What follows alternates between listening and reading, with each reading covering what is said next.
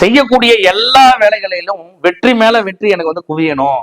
நான் அதாவது மாபெரும் சபைதனில் நான் நடந்தால் மாலைகள் அங்க வந்து என் மேல வந்து விழணும். அந்த மாதிரி எண்ணத்தோடய நான் வந்து டிராவல் பண்றேன். ஆனா என்ன முயற்சிகள் எடுத்தாலும் ஏதோ ஒரு வகையில தடையாயிட்டே இருக்கு.